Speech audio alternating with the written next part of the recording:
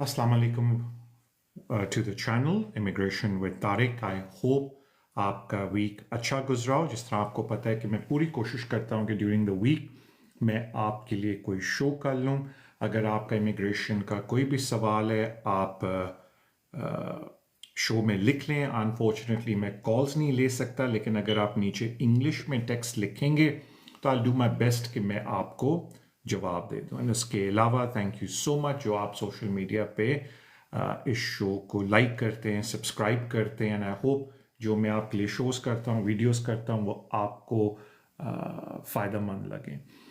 Couple of things, अगर आपने कुछ भी आप अपना कोई भी सवाल लिखना चाहते हैं तो आप प्लीज़ लिख लें। आई डू माई बेस्ट कि मैं आपको इमिग्रेशन कवानीन की ऐसी इंफॉर्मेशन दूं जिससे आपको कोई फ़ायदा हो जाए। बस एक बात का ख्याल रखें कि शो का फॉर्मेट एडवाइस देना नहीं है। हम लोग सिर्फ इमिग्रेशन कवानीन की बात करते हैं और हम एक तरह से जनरल गुफ्तगू करते हैं या चैट करते हैं कि आजकल इमिग्रेशन के अंदर क्या क्या हो रहा है। इससे पहले हम आपके मैं ऑफ कोर्स कोई भी अगर आपका मैसेज या कोई भी सवाल है आप नीचे लिख लें, लेकिन एक बात मैं आपको बोलूँगा कि आजकल इन्फोर्समेंट काफ़ी ज़्यादा होगी होम ऑफिस की तरफ से। इन्फोर्समेंट का मतलब ये कि अगर आपने कोई एप्लीकेशन नहीं डाली हुई होम ऑफिस के साथ तो प्लीज़ अपने केस का मेरिट डिस्कस कर लें, बिकॉज इट्स वेरी इंपॉर्टेंट कि आप एक्टिव हैं होम ऑफिस के साथ, यानी कि आप रेगुलरली रिपोर्ट कर रहे हैं होम ऑफिस के साथ और आपका कोई एक्टिव केस है। इसका ये मतलब नहीं है कि आप आंखें बंद करके कोई केस डालें। It's very important. मैं आपको यही रिक्वेस्ट करूंगा कि प्लीज़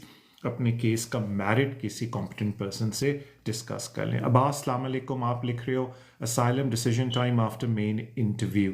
अब्बास, पहले ज़माने में तो 2-2 साल लगते थे, लेकिन अब जल्दी हो रहा है। इनफैक्ट अब देखने में आया है कि जब आपका मेन इंटरव्यू हो जाता है तो मोस्ट केसेस में अंडर ए ईयर आपका असाइलम डिसीजन आ रहा है। सर्टन केसेस के अंदर तो विद इन 8 मंथ्स आ रहा है। तो तकरीबन 8 मंथ टू 12 मंथ का पीरियड आप दिमाग में रखो।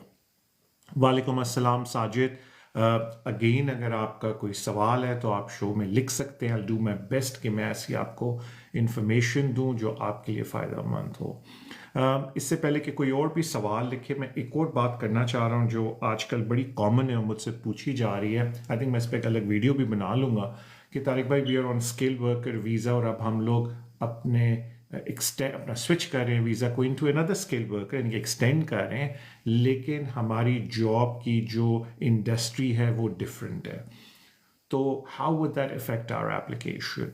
देखें, देर इज़ अ पॉसिबिलिटी कि होम ऑफिस जब देखे कि जी आप for example health care sector में थे और आप वहाँ से जा रहे हैं रिटेल सेक्टर के अंदर, then there is a very high probability कि शायद होम ऑफिस आपसे इंटरव्यू के लिए आपको बुलाए।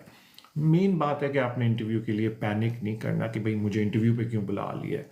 मैं भी आपको बता रहा हूँ कि one of the reason could be कि क्यों आपने एक इंडस्ट्री से जंप मारे हैं एक और इंडस्ट्री में। द होम ऑफिस में भी कंसर्न कि क्या पता आपकी क्वालिफिकेशन और जो स्किल सेट है वो उस जॉब के लिए है या नहीं। तो एज लॉन्ग एज आप इंटरव्यू लेने वाले को मुतमईन कर देंगे तो देन दैट इज़ फाइन। तो मैं सिर्फ इसलिए इसका जिक्र कर रहा था कि अब मैंने देखा है कि जो लोग स्किल वर्कर में एक्सटेंड कर रहे हैं और अपने अगर वो सिमिलर जॉब सेटअप में रह रहे हैं तो ठीक है, लेकिन अगर इंडस्ट्री को कम्प्लीटली मूव आउट कर रहे हैं तो then there is a chance. तो इस बात का आप ख्याल रखें। वालेकुम अस्सलाम मोहम्मद हाफिज़ा।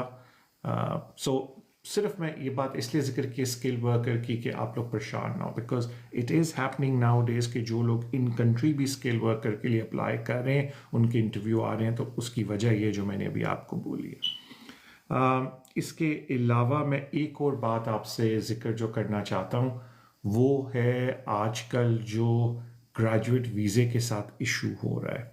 और वो इशू मोहम्मद हफ्सा, अगर आप प्लीज़ इंग्लिश में लिखें, आई विल बी ग्रेटफुल। यानी कि अगर कोई सवाल लिखना चाहता है तो प्लीज़ इंग्लिश में लिख लें, I will be grateful. Numan, आपने लिखा है FLRFP प्रोसेसिंग टाइम।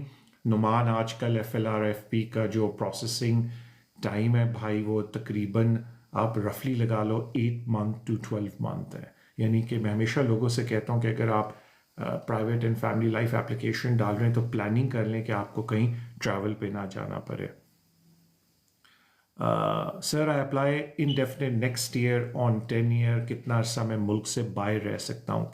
कैसर इमरान ये लिख रहे हैं कि how many years outside of UK. देखो कैसर, जो मेन बात होती है कि जब भी आप सेटलमेंट अप्लाई करते हो, जारी बात है आप 5 ईयर या 10 ईयर रूट पे करते हो। आपने ऑलरेडी बोला तारिक भाई मैं 10 ईयर पे कर रहा हूँ, तो उस पर यह ख्याल रखना पड़ता है कि जो अपेंडिक्स कंटिन्यूस रेजिडेंस है उसके तहत आपने अपना कभी ब्रेक नहीं किया पीरियड को। तो मैं अपेंडिक्स कंटिन्यूस रेजिडेंस को पूरा तो यहाँ गो थ्रू नहीं करूँगा, बट इफेक्टिवली यही है कि आपने एक गो में रोलिंग पीरियड में 6 महीने से ज़्यादा मुल्क से बाहर नहीं रहना। उसका जारी बात है कानून रोलिंग अब हुआ है, पहले कानून होता था कि एनी 12 मंथ के अंदर। तो बस बेसिकली आपका अपेंडिक्स जो है ना कंटिन्यूस रेजिडेंस, उसमें आप फॉल नहीं करने चाहिए कि you fall short of that, जिसमें सबसे बड़ी चीज़ होती है एब्सेंस। तो अगर आपने कभी एक पीरियड में 180 डेज से ज़्यादा रोलिंग नहीं किया तो you should be okay. But then again, जिस तरह मैंने आपको बोला, इस शो का फॉर्मेट नहीं है कि मैं आपको कोई सब्जेक्टिव एडवाइस, तो सिर्फ इंफॉर्मेशन की हद तक है। तो अगर आप बाद में अपॉइंटमेंट बुक कर लें तो we can specifically go through. Thank you Numan, thank you for your kind words. Aamir Khan लिखते हैं, इस्लाम तारिक भाई, Mrs were on a 5 year route but we didn't meet financial criteria, can we apply later? Aamir भाई देखो, अगर आपने फाइनेंशियल रिक्वायरमेंट मीट नहीं की और आप फिर भी एप्लीकेशन कर रहे हो, तो हमने ये देखना है कि आप कौन से क्राइटेरिया पे कर रहे हो। जिस तरह फॉर एग्जांपल अगर आप फाइनेंशियल रिक्वायरमेंट मीट नहीं करते और आपके केस में बच्चे हैं which are qualifying children, meaning British हों या जो 7 साल से इधर रह रहे हैं, तो कानून कहता है कि आप फैमिली प्राइवेट लाइफ एप्लीकेशन डाल लो, बिकॉज आपके बच्चे हैं जो कि क्वालिफाइंग चिल्ड्रन है, हम आपको 10 ईयर रूट पे डाल देंगे। और अगर आपकी रिलेशनशिप में बच्चे नहीं हैं तो यू हैव टू प्रूव कि देयर वुड बी इनसमाउंटेबल ऑब्स्टिकल कि आप और आपकी पार्टनर आपकी होम कंट्री जाके नहीं रह सकते। एक लोगों की जो मिसअंडरस्टैंडिंग है ना कि जी अगर हम फाइनेंशियल रिक्वायरमेंट मीट नहीं करते, हम आंखें बंद करके अप्लाई करेंगे, हमें दूसरा वाला वीज़ा मिल जाएगा 10 ईयर रूट पे, that is not the case. आपको एक्सेप्शंस को फिर भी मीट करना पड़ता है, तो इस बात का ख्याल रखें। आपने ऑलरेडी बोल दिया आमिर भाई कि आपके बच्चे ब्रिटिश हैं, दैट मीन्स कि वन ऑफ द एक्सेप्शंस आप पे अप्लाई होती है। तो as long as you can prove कि आपके जो बच्चे हैं it will be unreasonable for them to leave the United Kingdom, which is very easy to prove for British children, तो फिर आपको 10 ईयर रूट आराम से वाइफ को मिल जाना चाहिए। A very good case. Najeeb लिखते हैं, sir I applied skill worker 13 March they conducted interview, second में I answered all questions. Najeeb, बड़ी अच्छी बात है, आपने ऑल क्वेश्चंस आंसर किए हैं। एक बात मैं सारों को बोलता हूँ जो इंटरव्यू करते हैं कि प्लीज़ अपने इंटरव्यू ट्रांसक्रिप्ट ज़रूर मंगवाया करो।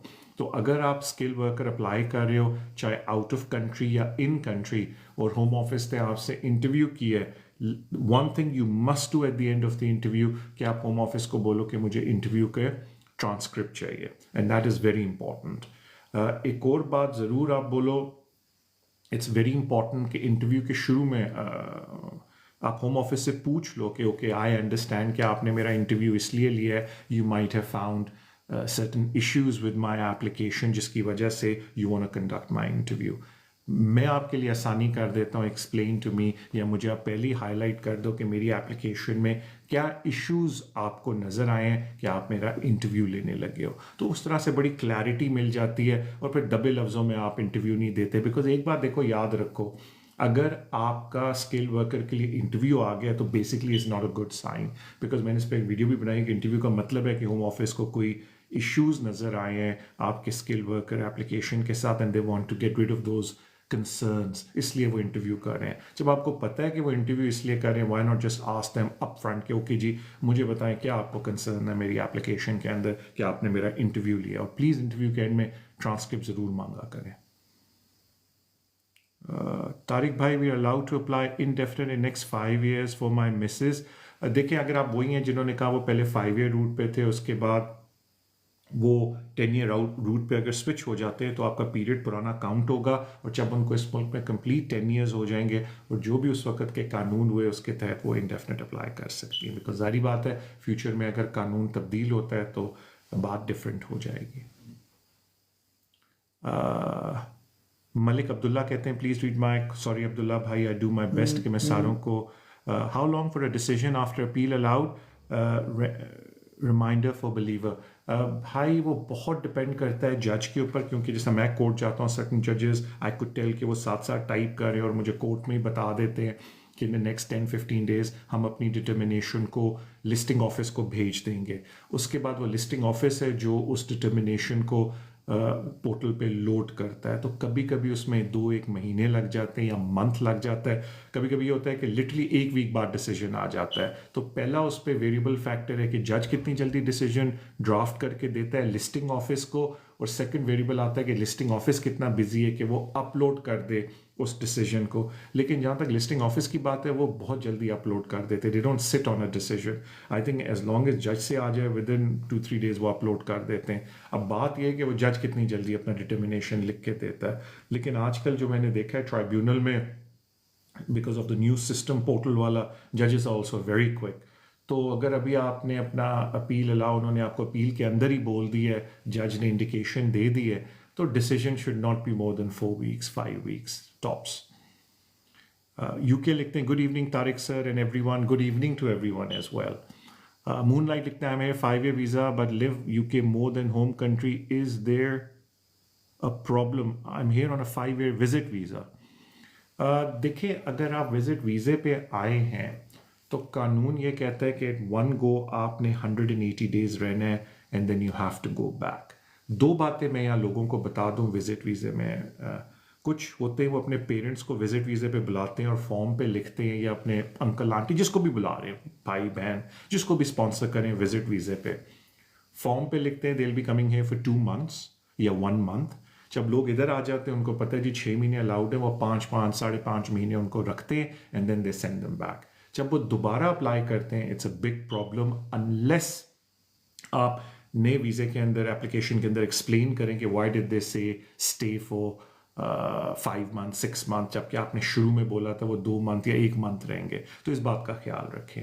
और अगर किसी के पास 5 ईयर मल्टीपल वीज़ा है और वो आ जा रहे हैं, देखिए कानून में इसमें कोई ऐसी बात नहीं है, आप जितनी दफ़ा आएँ जितनी दफ़ा जाएं एज लॉन्ग एज आप कानून के अंदर हैं। लेकिन केस लॉ ये ज़रूर बोलता है, होम ऑफिस को ये डिस्क्रेशन दी है कि जहाँ आपको लगता है कि they have created a temporary residence in the UK, क्योंकि उनके ट्रिप्स इतने ज़्यादा हैं, तो वहाँ आप उनको रोक सकते हैं, उनका वीज़ा कटेल कर सकते हैं। तो ये तो बात होती है कि जब इन्फोर्समेंट ऑफिसर आपको रोकता है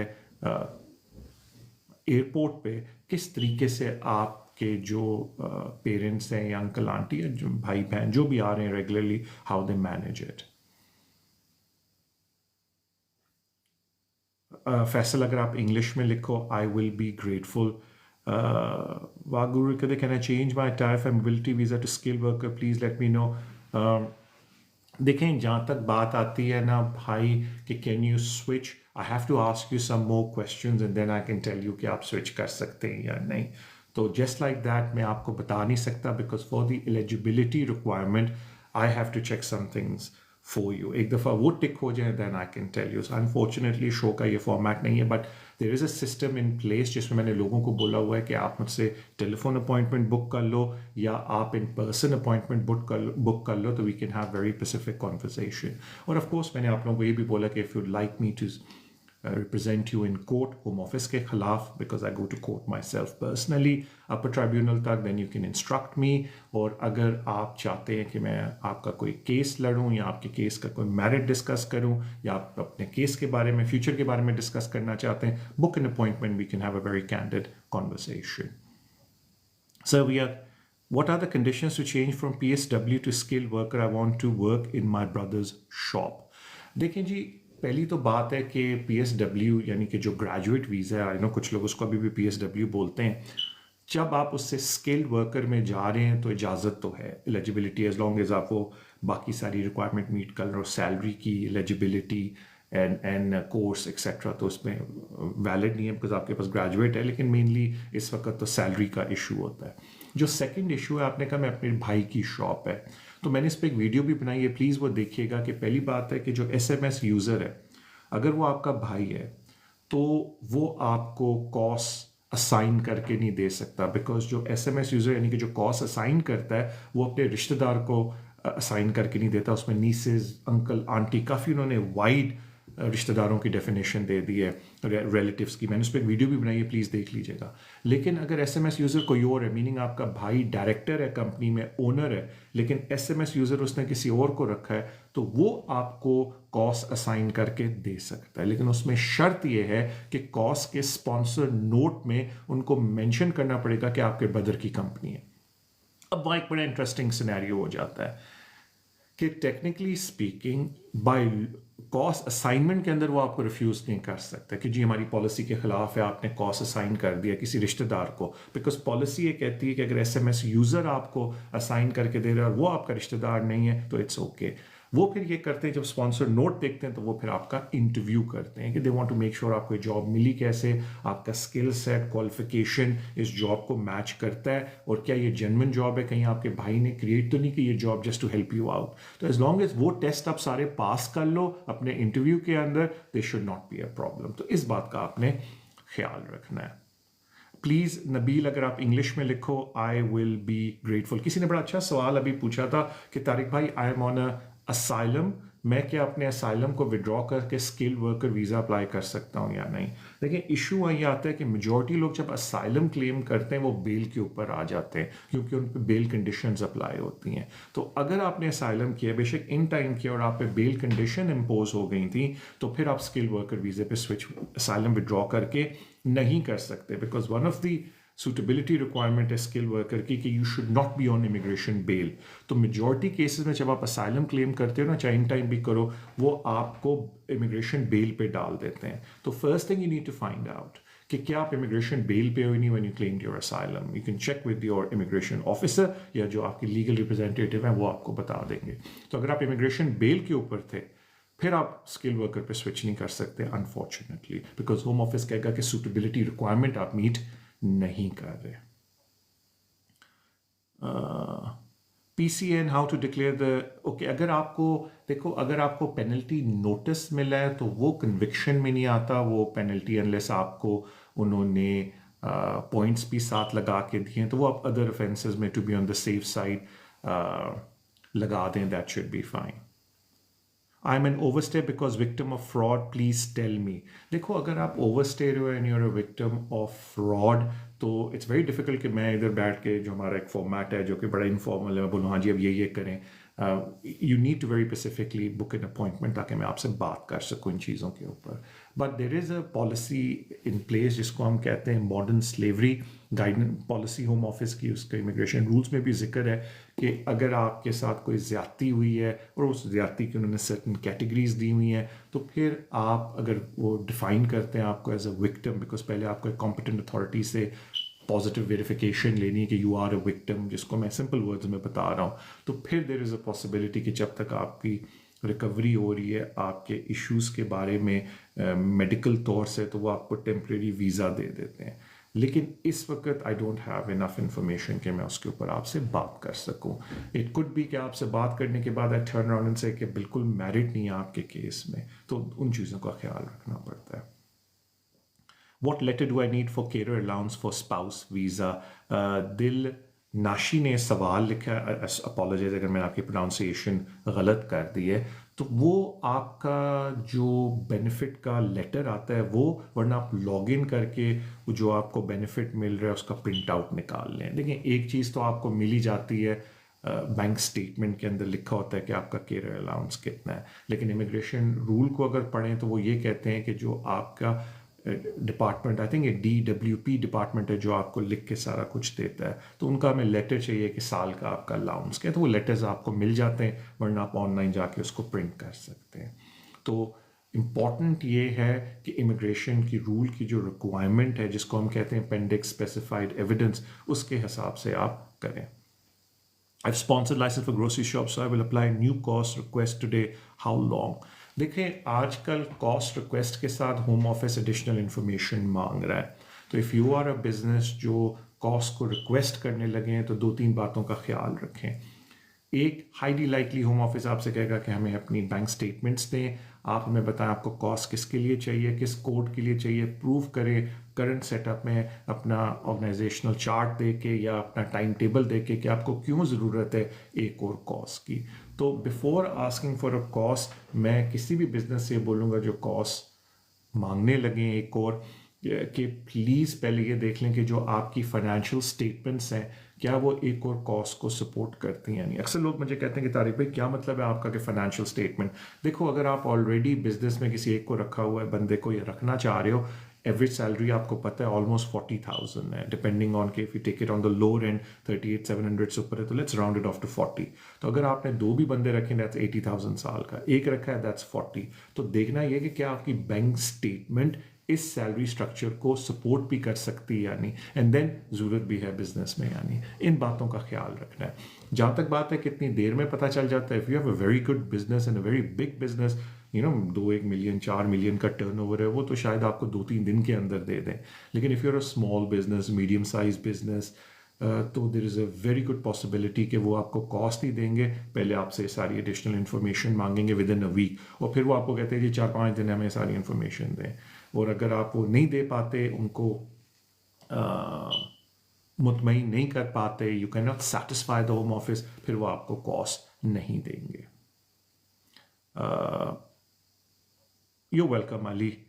How long nationalization take? I was 10-year route, give me buy on 20th. Nationalization certificates, sorry, application में अगर आपकी application straightforward है, कोई रेड फ्लैग्स नहीं है, मीनिंग कोई कन्विक्शन नहीं है, कोई फाइनेंशियल साउंडनेस का इशू नहीं है, तो आजकल तो दे आर वेरी क्विक, आपका 5-6 मंथ में डिसीजन आ जाना चाहिए। लेकिन अगर आपकी नेचुरलाइजेशन एप्लीकेशन में आपने फाइनेंशियल इशू रेस किया है या आपने कोई क्रिमिनल रिकॉर्ड रेस किया है तो फिर थोड़ा टाइम लग रहा है, तो फिर रफली आप 10 मंथ to 12 मंथ का पीरियड लगा लो।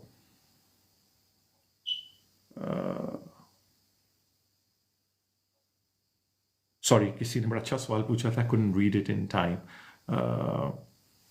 किसी ने कहा कि मैंने विजिट वीज़ा रिफ्यूज़ किया था, सॉरी अप्लाई किया था and that's been refused. I think I read it right. Okay but they give you a wrong date, life in the UK ने लिखा है। देखें, पहली तो बात है कि अगर आपने रॉन्ग डेट भी दी है यू कैन रेक्टिफाई दैट, वो इतना मसला नहीं। बट मेन बात है कि विजिट वीज़ा अगर आपका रिफ्यूज़ होता है, what options do you have. मैंने इस पर भी एक वीडियो बनाई हुई है, but I explain to you. अक्सर लोगों की मिसअंडरस्टैंडिंग है कि जब आप अपील नहीं कर सकते, तो बिल्कुल आप अपील तो नहीं कर सकते, लेकिन आप जुडिशल रिव्यू कर सकते हो अगेंस्ट विजिट वीज़ा रिफ्यूज़ल। तो जुडिशल रिव्यू करने से पहले जो पहली स्टेज होती है वो प्री एक्शन प्रोटोकॉल होता है। तो आप बिल्कुल प्री एक्शन प्रोटोकॉल डाल सकते हो, एक अलग डिपार्टमेंट है होम ऑफिस का कि जी हमारा विजिट वीज़ा गलत तरीके से रिफ्यूज़ हुआ है, and if they agree with your pre action protocol वो रिकन्सिडर करते हैं डिसीजन को। कभी कभी नया वीज़ा दे देते हैं, कभी कभी नया रिफ्यूज़ल दे देते हैं, and again you have to do the pre action protocol. और प्री एक्शन प्रोटोकॉल अगर आपका अनसक्सेसफुल हो जाए तो जो अगली स्टेज है वो है जुडिशियल रिव्यू। लेकिन जुडिशियल रिव्यू एप्लीकेशन बड़ी महंगी होती है, इट्स नॉट वेरी चीप। तो प्लीज़ इस बात का ख्याल रखें कि you have merit in your case before you decide to take this adventure कि मैं जुडिशियल रिव्यू अप्लाई करता हूँ। किसी ने बड़ा अच्छा सवाल लिखा, मैंने नाम नहीं पढ़ा है, अपोलोजाइज, कि मेरा स्पॉन्सरशिप मुझे मिल रहा है लेकिन मेरी डिग्री कंप्लीट नहीं हुई। I think this is what they said. तो बिल्कुल मैंने इस पर एक वीडियो भी बनाई हुई है। अभी तक तो इमिग्रेशन कवानीन में से एक क्लॉज यानी कि एक लिम ये भी है। अब मैं बड़े सिंपल लफ्ज़ों में समझाने की कोशिश करूँगा कि पहले आप ये देखो कि जो आपका कैस है, कैस का मतलब होता है जो आपको सर्टिफिकेट मिलता है पढ़ाई वाला जब आप स्टूडेंट होते हो। कैस पे देखो कोर्स एंड डेट क्या है। जो कोर्स एंड डेट कैस पे है, फिर जो कॉस्ट आपको मिलता है एम्प्लॉयर की तरफ से उस पे जॉब की स्टार्ट डेट देखो। अगर जो जॉब की स्टार्ट डेट है वो कोर्स के एंड डेट के बाद है तो होम ऑफिस कहते हैं हम आपको स्किल वीज़ा दे देंगे, सक्सेसफुली कंप्लीट, हम समझेंगे आपका कोर्स हो गया, तो आपको डिग्री सर्टिफिकेट देने की ज़रूरत नहीं है। यानी कि अगर आपका कोई इशू भी आया कोर्स के साथ, लेकिन इट्स वेरी इंपॉर्टेंट कि आपके पास स्टूडेंट वीज़ा हो, तो बस इस बात का ख्याल रखें। आई यू थिंक 700 ओ किसी का ऊपर गुजर गया। My son could get citizenship after new rule. He came in the country when he was young. देखिए न्यू रूल पहले आने तो दें. आई नो आपका सवाल था कि can my son get citizenship after the new rules. अभी तक तो न्यू रूल कोई नहीं है. If you talking about the white paper, तो जब वो बिल में आएंगे विल डिस्कस दैट. मैंने आपको कहा है, लेकिन अभी तक तो ऐसी कोई चीज़ नहीं है. पुराने रूल्स में ऑलरेडी उन पर सारी वीडियोज़ बना चुका हूँ, तो इस बात का ख्याल रखें. किसी ने बड़ा अच्छा सवाल पूछा. आपका बड़ा डिफ़िकल्ट हैंडल नेम था. आराम से मैं पढ़ूँ, maybe I can get it. लेकिन यू सेट कि जो मेरी 29,000 सैलरी रिक्वायरमेंट 700 कम थे, मैं रिफ्यूज़ हो गया. बिल्कुल £1 भी कम है वो रिफ्यूज़ कर सकते हैं, because the law is law. तो प्लीज़ इस बात का ख्याल रखें कि इफ़ यू मेकिंग फाइनेंशियल ये जो रिक्वायरमेंट वाली एप्लीकेशन है, you fully meet the condition. Please इस बात का ख्याल रखें. There is no such thing is near miss. वो कहते हैं ना कि जी मेरा तो सिर्फ £1 कम है, बाकी मेरी सैलरी पूरी है. Unfortunately there is no such thing. You either meet the immigration rule requirements और यू डोंट. प्रॉब्लम है कि सैलरी में फिर एक्सेप्शन जो going into very deeper area, और फिर मसला ह्यूमन राइट का शुरू हो जाता है. समरी said, oh sorry, किसी ने मुझे बोला कि what is the formula for salary plus saving. बिल्कुल सैलरी प्लस सेविंग आप मीट कर सकते हो, but for the formula I need to know how much your salary is and then I can give you the figure. Unfortunately I can't do it right now because मेरे पास calculator नहीं है. And I think अगर आप please mind ना करें, आप appointment बाद में बुक कर लें and we can discuss that. That's not a problem. किसी ने बोला तारिक भाई मैंने administrative review, life in the UK ने इनफैक्ट लिखा है कि मैंने एडमिनिस्ट्रेटिव रिव्यू डाला है, कितना टाइम लगेगा. उफ, एडमिनिस्ट्रेटिव रिव्यू आजकल जो आउट ऑफ कंट्री डाल रहे हैं उनमें फॉर सम और रीज़न 1 साल रफली लग रहा है, और जो इन कंट्री लोग डाल रहे हैं उसमें 8 to 9 month लग रहे हैं. I do not know why administrative review में इतना टाइम लग रहा है, लेकिन देखने में आया है कि एडमिनिस्ट्रेटिव रिव्यू में टाइम लग रहा है. किसी ने, नबील ने बड़ा अच्छा सवाल लिखा है कि I am on a health care visa and considering changing to butchery. Naveed देखो यार, ये बहुत बड़ा जंप है from one industry to another, because जारी बात है as a butcher you need very specific skill set, cut जिसे हम कहते हैं. तो I will not be surprised कि अगर होम ऑफिस इस जंप, यानी कि इतनी बड़ी इंडस्ट्री जंप है, होम ऑफिस आपका इंटरव्यू करे. और अगर आपको इंटरव्यू में बुलाया जाता है, देन ऑब्वियसली वो जो 3 सेक्ट है इंटरव्यू के, वो यही है कि जी आपको जॉब कैसे मिली, क्या स्किल सेट है और क्वालिफिकेशन है, क्या आप इस जॉब पे पूरा उतरते हैं, और फिर जो उन्होंने डिस्क्रिप्शन आपकी ड्यूटीज़ की दी हैं कॉस्ट पे, क्या उसके बारे में आपको पता है. यानी तो ये एक तरह से 3 चीज़ों में डिवाइड होता है इंटरव्यू आपका. But Nabeel, there is a good chance कि आपका इंटरव्यू होगा, बिकॉज देखो ना आप हेल्थ केयर से बुचर्स की तरफ जा रहे हो. दैट्स अ ह्यूज, आप समझ लो एंगल है डिफरेंट का. So that is what it is. किसी ने लिखा है कि I have work more than the 20 hours, will that effect my graduate visa. देखिए जी, पहली तो बात है कि पहले ये देखना है कि कोर्स ख़त्म हो गया था, बिकॉज सारी बात अगर कोर्स ख़त्म हो गया, you allowed to work more with permission from the university कि वो कंफर्म कर दे this is out of term. लेकिन अगर आपने स्टूडेंट वीज़े के अंदर एक्स्ट्रा काम किया तो that is breach of your visa condition. और जब आप वीज़ा कंडीशन ब्रीच करते हो तो फिर ये डिस्क्रेशनरी रिफ्यूज़ल में आता है कि होम ऑफिस रिफ्यूज़ करे या नहीं.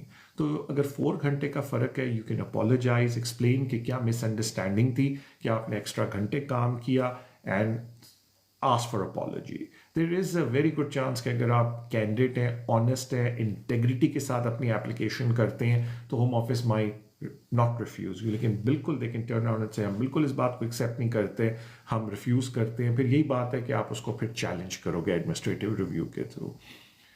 एक चीज़ I really miss, because I love advocacy, के काश वो पुराने वाली अपील राइट्स होते हैं, क्योंकि पहले ज़माने में हर चीज़ की अपील राइट होती थी. Visit visa, student application, everything. यकीन करें कि बहुत फ़र्क पड़ जाता था कोर्ट जाके. अब क्योंकि एडमिनिस्ट्रेटिव रिव्यू है सिर्फ, I just don't like it, because बड़े लिमिटेड ग्राउंड्स होते हैं एडमिनिस्ट्रेटिव रिव्यू के. आपकी मूवेबिलिटी बिल्कुल भी नहीं है एडमिनिस्ट्रेटिव रिव्यू में मेरी नज़र में, कंपेयर टू जब हम लोग कोर्ट जाते थे इन सारे केसेस के लिए. और फिर जारी बात है एडमिनिस्ट्रेटिव रिव्यू के बाद जुडिशल रिव्यू सिर्फ रह जाता है, which is again slightly more expensive than experimenting first day tribunal. So I hope future में अपील राइट्स खुल जाए. I really hope that. मेरे लिए it be good because I love advocacy. Gagan ने लिखा, how long does it take for FLR FP applications. आजकल जिस तरह मैंने बोला Gagan, they are taking about 8 months to 12 months FLRFP application. My son Spotify, my son already had indefinite, looking to apply for British citizenship. He came when he was young. तो पहले तो मेरा सवाल है कि is he under 18 or over 18? And I'll tell you why I asked that. Because if your son is under 18, तो जब आप नेशनलाइजेशन के लिए अप्लाई करते हैं तो उसको हम यूज़ करते हैं वर्ड रजिस्ट्रेशन. उसमें कानून थोड़ा डिफरेंट अप्लाई होता है और उसमें डिस्क्रेशन भी है और बड़ा अच्छे तरीके से बच्चों के ऊपर होम ऑफिस डिस्क्रेशन अप्लाई करता है. यानी कि अगर अगेन मेरे कहने पे ना अप्लाई करना शुरू कर देना, एक जनरल बात करें कि अगर कोई बच्चे ने यहाँ 10 ईयर्स गुजार लिए हैं एंड दे स्टिल अंडर 18, तो होम ऑफिस बड़ा अच्छे तरीके से उस चीज़ को देखता है in certain circumstances looking at the parents visa. So उस पर डिस्क्रेशन अप्लाई होती है. But if your son is over 18 तो फिर रजिस्ट्रेशन नहीं होगी, उसकी नेशनैलिटी की एप्लीकेशन थ्रू भी नेचुरलाइजेशन. उसमें थोड़ा strict criteria because you dealing with adults. So at this stage, without asking a lot of information from you, or a little bit information from you, it's very difficult to say कि हाँ जी registration है या nationalization है approve होगी या नहीं. Because अगर आप please mind ना करें, you book an appointment, we can go through that. किसी ने अच्छा सवाल पूछा कि तारिक भाई do you do legal aid? Unfortunately, I don't do legal aid. हमारे पास license भी नहीं है legal aid का, वो contract होता है government से. But from the very, very beginning, I never looked at legal aid. So sorry, हम लोग legal aid नहीं करते. How long does it take to get main interview for asylum? आजकल once you claim asylum, interviews are about 6 months. उसके अंदर interview आजकल आ रहे हैं because I think the Home Office has finally turned and they've moved back to the old scheme of asylum जो बीच में जिसको हम कहते थे NAM model. मुझे भी याद है asylum new model Home Office बड़ा जल्दी जल्दी हर चीज़ करता था. I think they're moving back to that kind of era now. Looks like asylum चीज़ें थोड़ा जल्दी हो रही हैं. बीच में एक ऐसा टाइम आया था कि 2-3 साल होम ऑफिस बिल्कुल भूल जाता था. I think they trying to turn the ship around and it's coming better. Alright guys, almost 10 o'clock होने का है. Tomorrow I have to go to work. अभी भी 2-3 और काम करने हैं. Thank you so much for your love and support जो आप सोशल मीडिया पे इस चैनल को देते हो. जाने से पहले मेरी कुछ आप लोगों से रिक्वेस्ट है कि प्लीज़ चैनल को सब्सक्राइब करो, लाइक करो, शेयर करो. आपको पता है यही चैनल डिफरेंट प्लेटफॉर्म्स पे, इफ़ यू डू दैट तो अगर मैं उस प्लेटफॉर्म पे भी कोई शो करता हूँ, you will find out. It's very easy to get in touch with me. My contact details are easily available online. Of course मेरा मेथड है, you can get in touch with me over the telephone और you can come in person and see me. मेरा जो mobile number है वो मेरा number है. So if you ring on that I would prefer कि आप टेक्स्ट कर दो मुझे कि तारिक भाई या मुझसे मिलना है या अपॉइंटमेंट चाहिए. I reply on the text. जाने से पहले thank you so much for love and support. अपना ख्याल रखें एंड ऑफ कोर्स ईद मुबारक आप सारों को. Thank you for all the messages आपने ईद के दिया and I hope you have a wonderful summer now जो कि अब शुरू होने लगा है.